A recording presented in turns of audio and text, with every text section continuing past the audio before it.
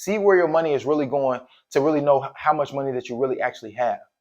Because saying that, oh, well, I know I don't have this, I know I don't have that. Look at your bank statements. Your bank statements really tell the truth.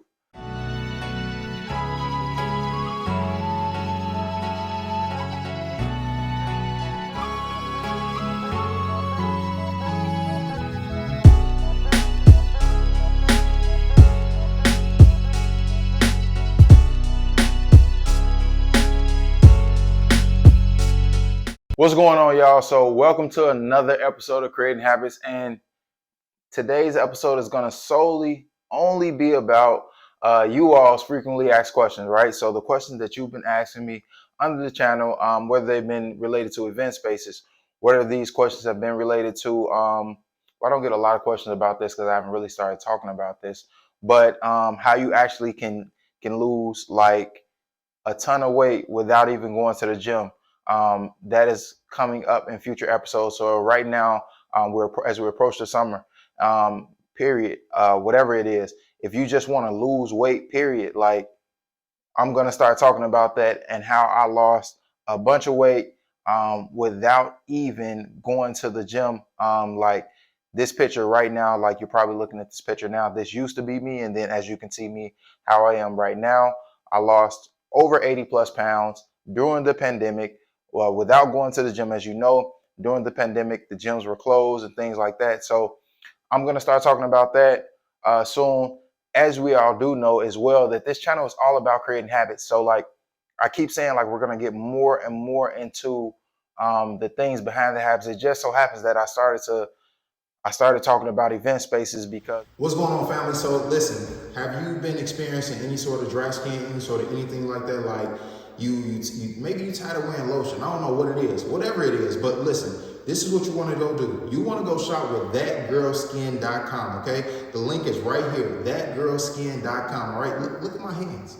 Look, like you see they glistening, right? They glistening because, hey, it's all natural products. I'm talking all natural body butters, all natural soaps, all natural just skincare in general, right? So thatgirlskin.com. This is what you want to go do. Click this link down below and I got a coupon code for you. So thatgirlskin.com, you want to go shop with her now. And man, it's dope. I use the products myself. I can vouch for them. And I mean, yeah, I mean, they for men and for women. So go to thatgirlskin.com. Amazing products, y'all. Like I said, look at my hands, like amazing products. So dry skin, dead skin, you tired of looking crusty? Go to thatgirlskin.com and get yourself together. All right. One of the last questions that I got was, which one do I recommend? And right now, this is the person that posted the question. It's going to be somewhere here on the video. So you know directly I'm talking to you.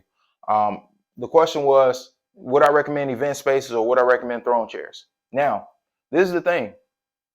I know plenty of people that are in the throne chair space that only promote their throne chairs and have multiple throne chairs. I'm in the event space. So I'm going to always say go with the event spaces. Now, I'm going to break down a few reasons why, though, for you. All right. So one of the first reasons is that I'm not saying that you can't make money in throne chairs, because I know people that are in the rentals only business and they make a ton of money. But the thing is, when you think about rentals, you have to factor in a few things. And it's like, I don't think that we're always thinking about all the things that it takes to be a business owner. So like if you're renting a product, if you're renting something physical, you have to have a place to store your inventory. So that means, where are you going to put this chair, this throne chair? And I don't know how many of us have really saw how big throne chairs can be, how heavy they can be. As like starting to get into the process, when we first got into the process of, okay, we're going to do an event space and we need this and this is what we need. These are the things that we want. There are stores, as I did another episode on the stores that may be in your city. So there are stores that actually have throne chairs, that actually have all the things that you need for your event space in your city, for your event venue in your city. Of course, you can order these things offline. Of course, you can get them from a lot of different places online, but there are also stores in your city that have these things. They have event supplies and venue supplies and all the things that you actually need.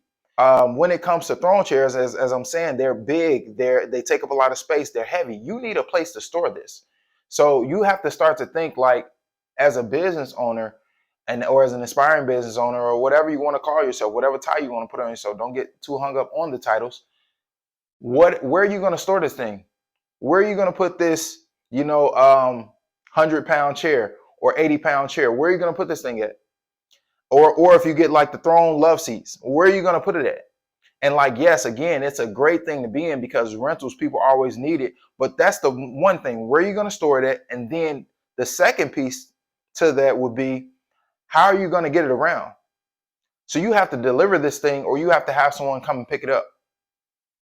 So like, if you buy something like a throne chair, that's something that I would say that you will want to pretty much stay in one spot, or you have to have a team of people who are going to transport it safely without damaging it and all these things. Because if that's going to be your moneymaker, like, it can't be damaged when you bring it to the venue, when you bring it to the event. It can't be damaged when you bring it to the party. So just think about that first before you start a throne chair or a rental business, period. Because I've had a lot of people ask about rentals as well. And so I hope that answers your question about throne chairs or events. I would say go with an event space first. It's so many different things that you can do under that. Like, the event space is the umbrella, but it's so much that you can do under the umbrella. Like, moving on to just rental, party rentals in general, because that's a question that I actually got in a when I was hosting a master class. And if you all want to come to an actual live training from me, like an actual live training from me, here's the link is right here. And I get to break down like some of the preliminary steps that you have to go through to get into your first event venue, right? So on one of these trainings, I actually had someone. They asked, do I recommend getting into rentals, and how should they get into the rental business, because they don't want to buy a new car and they don't want to use their car. And that right there alone, if you all are starting a business, whatever the business is, if you all are starting a business, right, you have to get into the mindset, because I spoke about mindset the last time I was in this at this board, I believe. Yeah, I spoke about mindset, but you have to get into the mindset of doing whatever it takes. And like, you can't go into the business already, well, these are the things that I'm not going to do. If you already have that mindset of, well, I'm not going to do this, you might as well, that might not be the business for you. Because as a business owner, especially in this current state of the world, especially where we're coming out of, being the pandemic, you have to be willing to do whatever it takes. When you get into the space of running your own business, when you get into the space of doing anything to make money solely for yourself, when you get into an entrepreneurial space, whatever title you want to put on it, you are going to have to do things that you don't want to do. And that you're not always going to feel like doing it. You're not always going to feel like, maybe you're in a content space right now and you're watching this. You're not going to always feel like shooting content. You're not going to always feel like setting up for an event if you haven't automated it yet. You're not going to always feel like searching for your event space by yourself. You're not going to always feel like going to the gym. You're not going to always feel like showing up, period. Like, you're not going to always feel like it. But it's about, again, like going back to like what the channel name is, the habits, creating habits. It's about the habits that you put in place along the path of you becoming a business owner that are going to determine whether or not you're successful. Because you being able to do it when you don't feel like it is really going to make the difference between you being successful and you not being successful. Because every day that you wake up, when you first decide, you're planting a seed.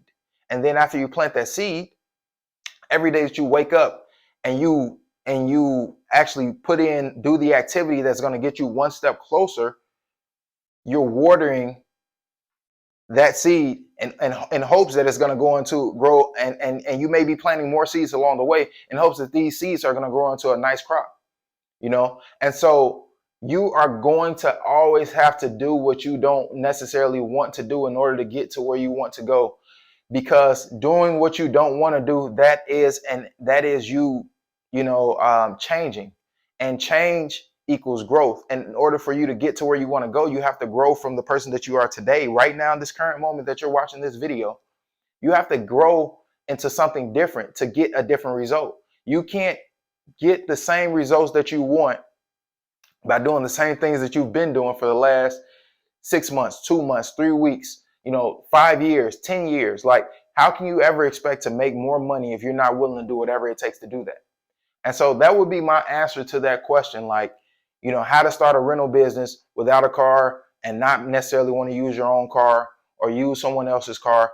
You first check your mindset. Check your mindset. Get over all the things that you don't want to do. And then now you don't want to do these things. Now what you have to do is sit down and say, okay, well, how can I get this thing done? Even though I don't want to do these things, and if I have to do them, will I do it? Because even if you you can easily rent someone else's van, pay someone to transport and drop off all of these things, or you can have whomever it is that rents your supplies, rents your whatever it be, throne chairs, whatever it be, tables, chairs, whatever. You can always have them come and pick these things up. But the problem with doing that is that other people may not take care of your items as you would. And so enlisting them to pick them up and trusting that they're going to return them back to how you gave them to them, that's even more risky. So maybe that part of the business, maybe getting into rentals, may not be for you, because rentals is more of a physical job.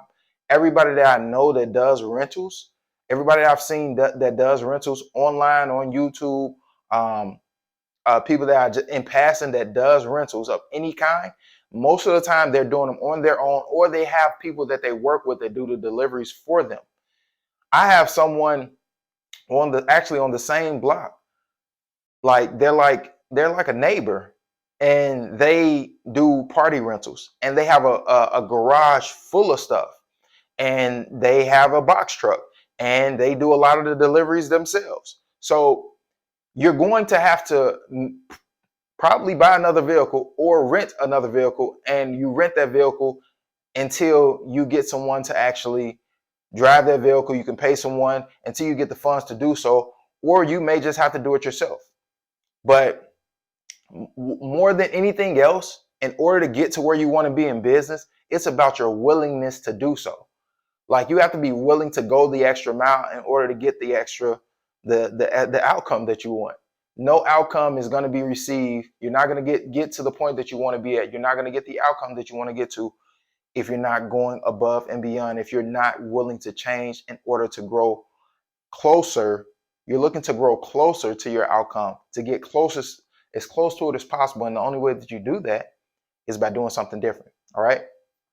So those were 2 quick rental questions. We got those out of the way. Should we do rentals? I don't think, and I want to be 100% clear.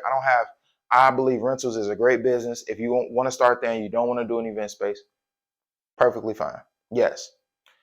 I had another question, and I couldn't find it, but I probably got it just in passing or something, about should you all do event planning?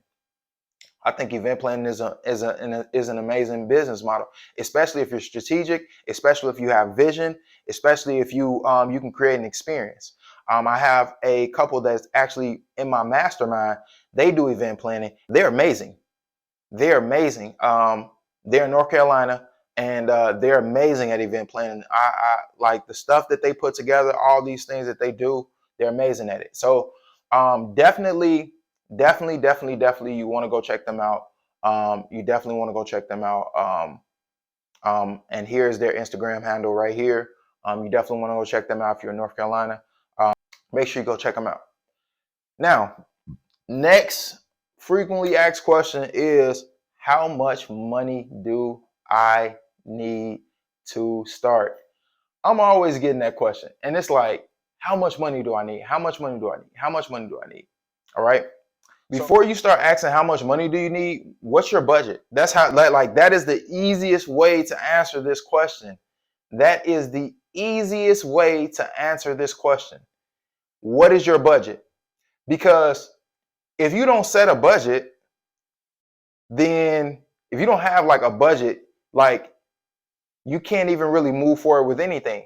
It doesn't matter how much you need if it's outside of your budget, right or wrong. I mean, and some people may argue with that. Again, I'm not going to argue opinions with people. But what I will say is that it's all about the budget that you set. Like you got to be realistic with this number. So essentially, what are you comfortable paying? What are you comfortable paying if you don't have an event? If you don't get booked for a month? What are you comfortable paying? Because I run into people, whether it's on the channel, whether it's on Instagram, whether it's on Facebook, whether it's on in person. I run into people and they say, well, I got my event space, or whether it's on the masterclass calls, on the masterclasses that I offer. I run into people asking like, well, I got this event space already, but I don't get any bookings. And then that's where it really comes in at, is just like, that's why I say, what is your budget? What do you really have? What are you really going to do if you don't get bookings? What are you really going to do? Can you afford this venue if you don't get booked? Can you afford to pay it? Or what sort of agreements are you going to set up if business is slow? Because people aren't just going to, the landlord or the real estate group or whomever owns the property, they're just not going to always be flexible and say, oh, well, your business is slow and I understand. No, you got to look at it like this. How many businesses were closed or did you see closed in your city due to the pandemic? Like I saw a ton. I'm talking businesses that were open for 20 years, weren't prepared for the pandemic, and they shut down. And I'm not saying that I'm not saying this to scare you, but I'm saying it's like that question about, how much money do I really need? It's more important, what is your budget, and staying within your budget. And when I say your budget, I mean, what can you afford if you don't get events? What can you afford, if we see another pandemic?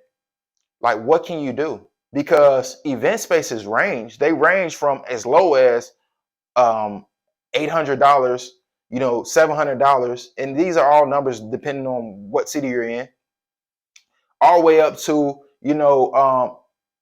15,000, 10,000.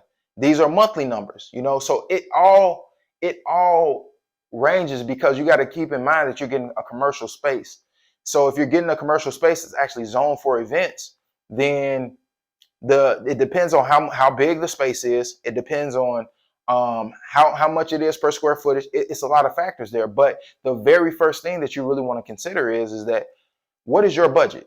What do you have to spend per month if everything is bad? Like, can you actually afford this thing to go on and move forward? Now, the easiest way to break things down, though, this is one thing I will give to you, is that when you're looking at breaking down the event space, the pricing, you want to really think about like, okay, well, if like say it's $3,000 per month or it's $4,000 per month, can I come up with $2,000 per week and pay my my rent and all the utilities and everything within the first 2 weeks of the month? That is one thing that we shoot for. That is one thing that's like super important. That is one piece of advice that I like. Whenever you're going to look to get your first event space, you want to be able to pay that rent within the first 2 weeks of the month. And the reason that you want to do that is you want to have it out the way, so the rest of the month can solely be profits for you. The rest of the month is slow, then you already taking care of your rent. So that's going to be your first priority. Honestly, if you really want to be honest, you want to get it out the way in the first week if you can. So again, what's your budget? Start analyzing really what your budget is, because and you all, the people who've been asking this question, I may not like this answer, but it's really not a set number of how much money that you can have. It's not like I can say, hey, you should have, 15,000. Because if I told you you need 15,000, that's going to turn a lot of people away from thinking that they can get into the event space industry, and that's not even the case. It's a lot of factors to it. What are your negotiation skills? Are you able to negotiate the rental rate that you want and not the one that's offered to you? What type of property are you looking for? Again, this is another thing that you got to think about. Not just budget, but what type of property are you looking for? Does your vision match your finances?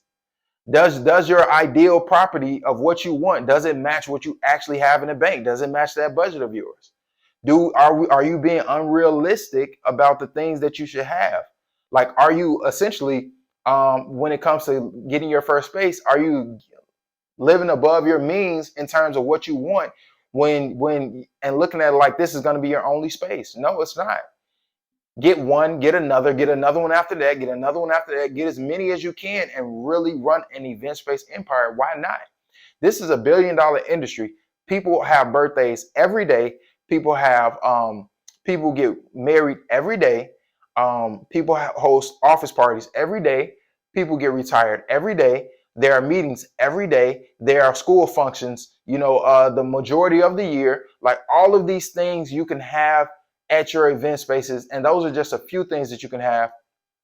And so why just settle for one? And I think a lot of it is that when you are going to it, when we go into thinking about getting our first venue, the thought is that this is going to be my only one, so it has to hit all these boxes, and it has to just be perfect. And the reality is that if you wait for it to be 100% perfect instead of you making it your own, you'll be waiting forever.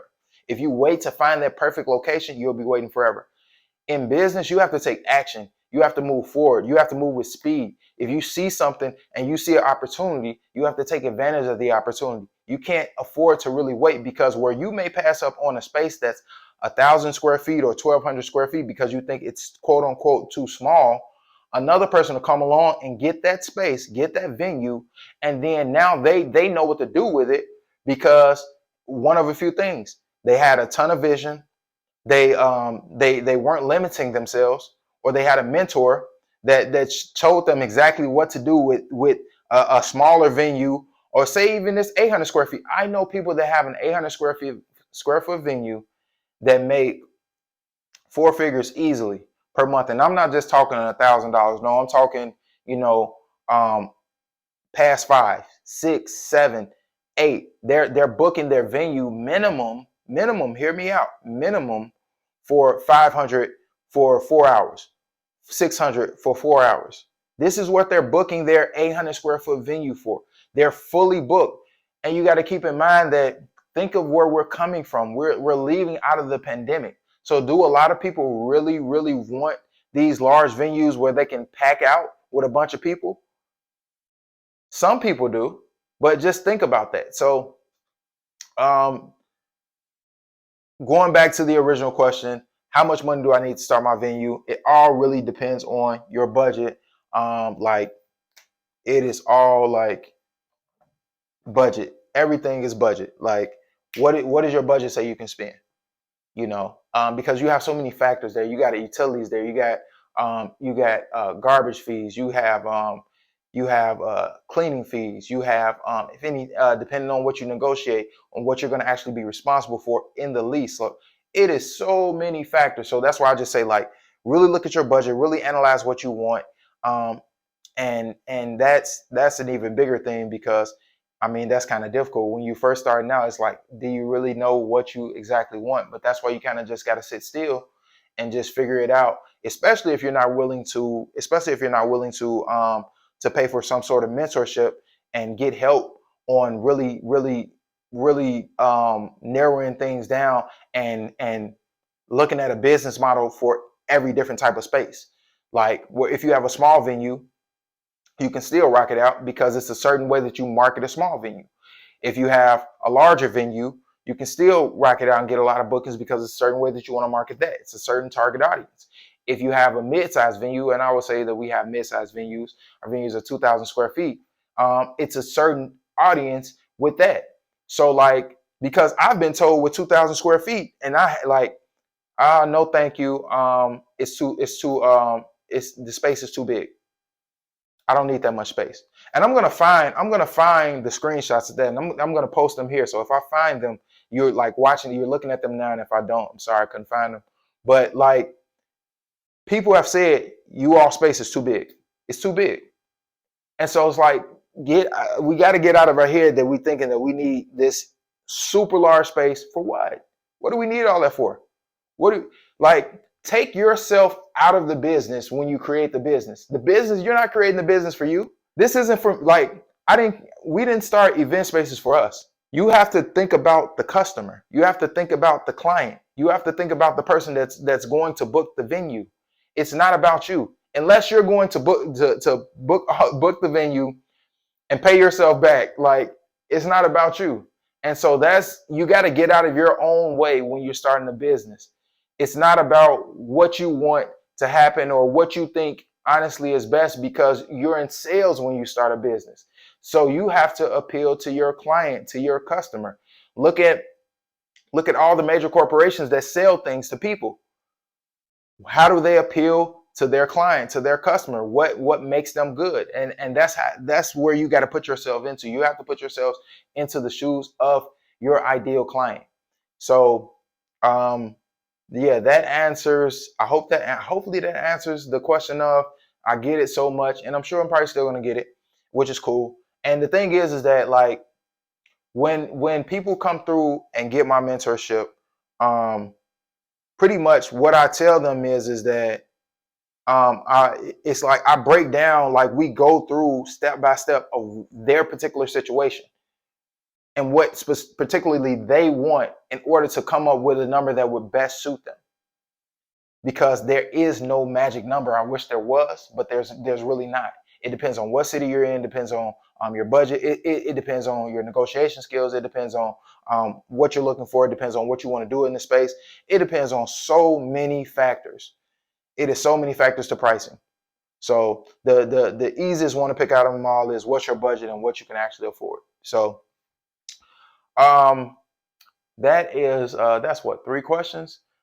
So another one that I'm always getting, that I'm always seeing is that how fast how do I get more bookings?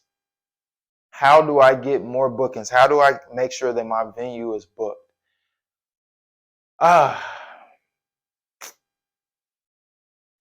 Well, all right, so if you're watching this video, that means that you're about to join my Event Space Mastermind. And I'm super excited to have you here where you're about to join the mastermind, all right? So in the mastermind, I'm gonna teach you how to start your space, how to find your space, how to fund your space. And we're gonna cover this in the course of just 12 weeks.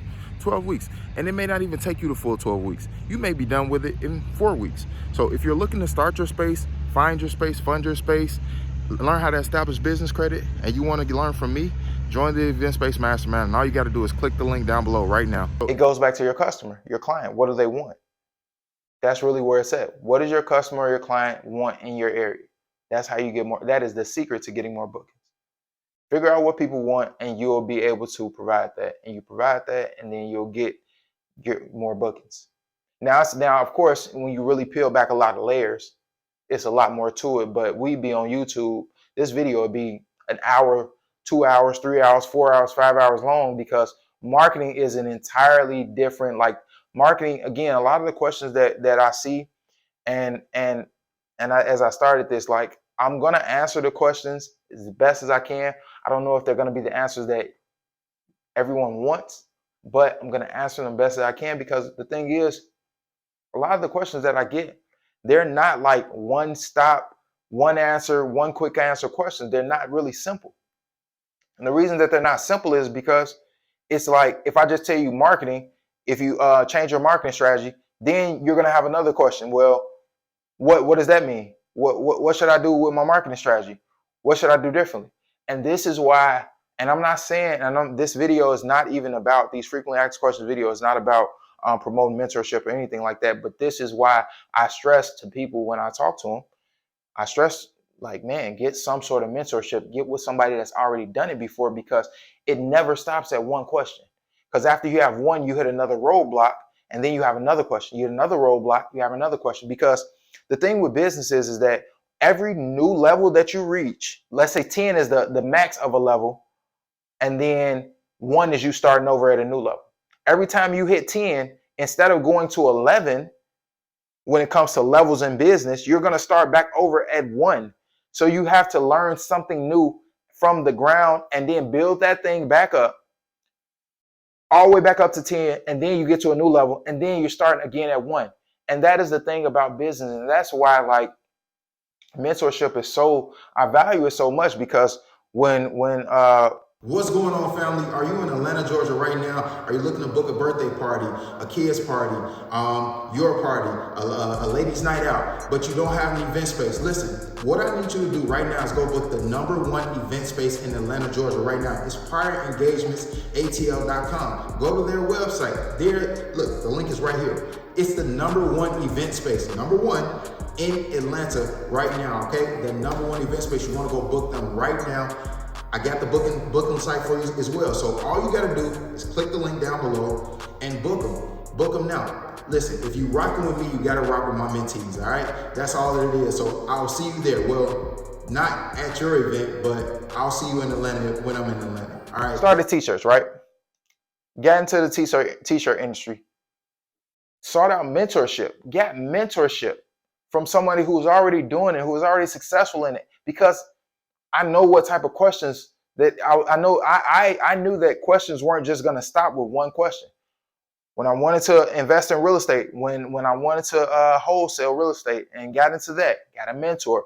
When I wanted to lease property, I went to real estate school, which is a form of mentorship, schooling. Like I learned, I went through a process. I paid for the information because I needed to know it. And it's just like, that's why it's just mentorship is so important for you all when you're starting any business that you're starting to do, anything that you're looking to do without that you're looking to do, whether it's event spaces, whether it's online businesses, whether it's selling a product, whether it's a service-based business, whether it's t-shirts, no matter what it is, what you're looking to do, whether you're looking to lose weight, whatever you're looking to do, if you don't know the proper steps of how to do it, seek out a mentor. Talk to someone who's already been there. Talk to someone who knows the steps. Talk to someone that's going to save you the time, because the one thing about businesses is that you can always make more money. There's always ways for you to make more money, but there's not always ways for you to get your time back. You can't get your time back. That's one thing that we can't get, which is why time is our most valuable asset. And so it's like, me, I'm going to pay to get to where I want to go faster, because I don't want to waste the time. Like if nothing else has shown us that how important it is to not waste time, I believe that was the pandemic. Like, man, you didn't know what. So that business idea that you thought about creating before the pandemic that you might still haven't created or started, do that now. The process of you starting your weight loss journey, if you know you wanted to do it, but you still haven't, do that now. Because one thing time doesn't do, it doesn't stop.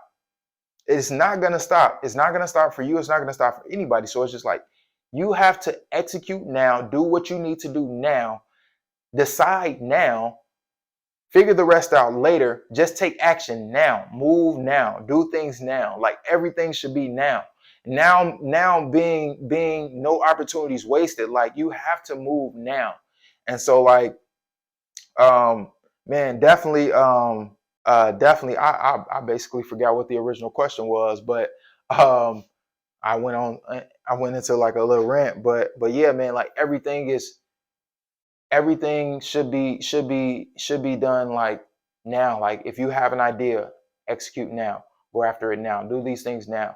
And understand how valuable your time really is. Like, we put so much value on money and all these other things, but our time is true. Like, if you really measure your time properly, and if you really value your time, and if you really work with your time the best that you can, like, you can make way more money if you really understand how valuable your time is. So that was pretty much 4 questions. Let me think. I'm trying to think, because I had them written down, but my notepad is not right here in front of me. Right. How much does it cost? How much does it cost for me to get my event space venue renovated? For one, and let's get this clear. Why we are even starting out on a smaller budget looking to renovate a venue, I don't even know. If you have a tight budget, I wouldn't even be looking at nothing that needs to be renovated. You want to try to find you something that's turnkey, or something that you can get into as quickly as possible. Like, would you go into an apartment that you're renting? Would you think about it like this? Would you go into anybody's apartment that you're renting or anybody's home that you're renting for a year's time, 2 years time, let's say up to 5 years, knowing that it needs a ton of work, and would you 100% be willing to come out your pocket to do this work? This is not something that you're buying. This is something that you're renting. Now, I'm not saying there's anything wrong with putting money into the property. Not saying that at all. However, what I am saying is it all goes back to your budget. Where is it at? Your budget. What does your budget look like? Because renovations can get kind of pricey. Flooring is going to be one of your biggest biggest like actual expenses. And then the next up is probably going to be your the paint job, depending on how big it is and depending on how tall the walls are. Like in our location, we got like those ceilings 16, 18, 20 feet, whatever. Somewhere in between 16 and 20 feet. Those ceilings are pretty high. So the wall, it took a lot to get the walls painted. The space being 2,000 square feet, that was a lot of flooring. So it's like, and then next up, I mean, because when you start thinking about renovations, you got to think about the contractor. You got to think about if they have to, if for any sort of reason there's anything structural, and they may need to, they may need to reach out to an architect or anything like that, or your city is requiring an architect be had. Like going into it thinking because your licenses are going to cost money. If you got to pull permits, it's going to cost money. So you have to. It's so many factors when it comes to the money side of it that I wouldn't even be going into it looking at, oh, I'm going to go into it and I'm going to renovate this venue and I'm going to spend all this money here on renovations, because again, you can't get your time back, right? And so the thing is that if you go into it and now you have these renovations that take you 3 months going into it, and you sign this 2-year lease and you're paying rent while you're doing these renovations, you're losing a lot of money and you're losing time. And then now, let's say you go into the renovations in the summer and you don't even get finished. That's one of the biggest problems with renovations. What if you don't hit your deadline? So if you don't get finished on the date that you think you're going to get finished, and now you're going into the fall, now you're in a season where bookings may slow down, especially if you're in a city where it gets hit hard with winter. So when it comes to renovations and how much they cost, I will say that flooring is going to be the most expensive. And then what's next is going to be the paint job. And then any other miscellaneous things that you may have to do. But flooring is definitely going to be one of the most expensive things out there, because average install I know, and this is from a quote that we got. They wanted for 1,100 square feet of flooring. They wanted. Hey, what's going on? So it looks like that you're interested in joining the 2-day venue training accelerator, but you don't know if you should click the link down below. It looks like you're interested in getting it. It looks like you're interested in getting into the event-based industry, but you haven't even grabbed my ebook. It looks like you want to get this thing started. You want coaching and consulting over the next year, but you haven't even looked into the event-based mastermind. You have 3 options. Either you get with the 2-day venue training accelerator, you grab the event space roadmap ebook, or you join the event space mastermind. Either way it goes, I want to see you start your profitable event space business. All you have to do is click the link down below, and I'll see you there. Peace. For a nice gray laminate floors, they wanted water resistant. They wanted, I believe, 5,000 or 6,000 for it. And this was just in a section of an apartment, in one of the units that we have. So they wanted six grand for a section. We're talking a section, not the entire apartment, but a section of the apartment. So it's just like flooring can get pretty expensive. Didn't even price the flooring out for the venue, like, because I already knew, like, from that experience, I already knew what the flooring was going to be. And so yeah, I mean, but the thing is about your renovations is it's a ton of people that are out there that are actually willing to do good quality work at a discounted rate. And these people may be licensed. They may not be licensed. I don't know. But I do know that there are a ton of people that do good flooring work. They do good paint work. They do good drywall work. They do a lot of good, just like general handy work. And you just use all your resources, and like right off bat, thinking solely about the price, because all of these things, like all of the questions, I feel as though like a lot of the questions that I get asked, what the problem is with, and it's not a problem with you all asking the questions, but what happens with questions is when we get the answers to the questions that we ask and we don't like the answers. In my last video, I talked a lot about fear. Fear sets in even more because now you're fearful that, oh my God, it's going to cost this much and I can't get this money. And so now you're already psyching yourself out.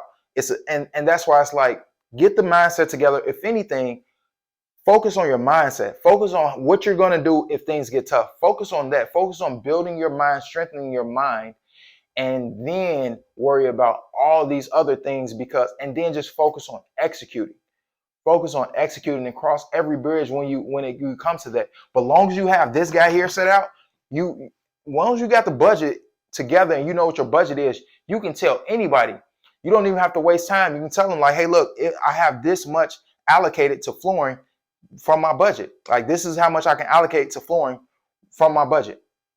And either you're going to work with them or not, or this is how much that I have for renos for my budget. And if you know that already, you can go into the situation a lot better, because now when you're calling people, you're letting them know that up front, and then now that they're willing to work with you versus you not really having your numbers together. That's why creating a budget, when it comes to anything with money, create a budget. If you know you got to spend money, create a budget. If you don't have a budget of how much you spent, create a budget.